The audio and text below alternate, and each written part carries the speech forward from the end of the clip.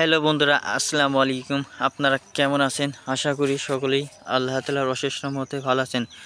প্রিয় বন্ধুরা, আজকে আমি খুবই গুরুত্বপূর্ণ একটি মহা ঔষধি গাছ নিয়ে আলোচনা করব। তো বন্ধুরা, সেই মহা ঔষধির নাম হচ্ছে রসবড়ি বা ফটকা গাছ। তো এই গাছটিকে আপনাদের অঞ্চলে কি নামে ডাকা হয় তা কিন্তু আমাদেরকে জানিয়ে দিবেন কমেন্টের মাধ্যমে। তো বন্ধুরা, এই গাছটি কেন ব্যবহার করবেন? তো বন্ধুরা, এই গাছটি ব্যবহার করার জন্য আমি আপনাদেরকে বিশ্বাস করার অনুরোধ করা হচ্ছে। তো বন্ধুরা, যদি আপনারা না বিশ্বাস করেন এই গাছটি ব্যবহার করেন, তাহলে আমি আপনাদেরকে বলবো আপনারা কিন্তু কোনো উপকার পাবেন না। তো বন্ধুরা, এই গাছটি ব্যবহার করার জন্য আপনাদেরকে আগে বিশ্বাস করতে হবে, তারপর আপনাকে সেবন করতে হবে। তো বন্ধুরা, এই ফলটি আপনাকে একটানা 2 মাস 3 মাস সেবন করিতে হবে।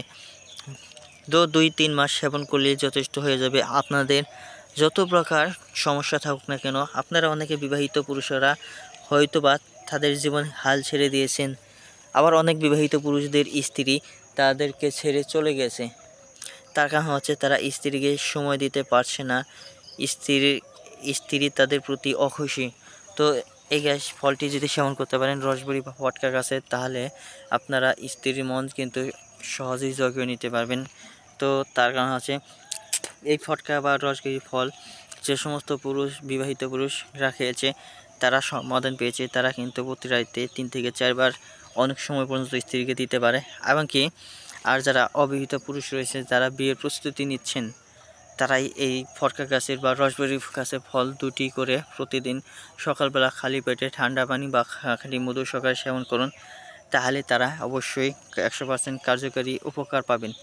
তো ভাইরা, যদি আপনার উপকার না পান তাহলে আমাদেরকে বলবেন।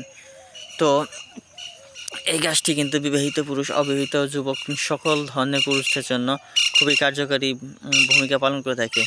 তো ভিডিওটি ভালো লাগতে থাকলে অবশ্যই আমাদের চ্যানেলটিকে সাবস্ক্রাইব করে নেবেন। ধন্যবাদ আপনাদেরকে।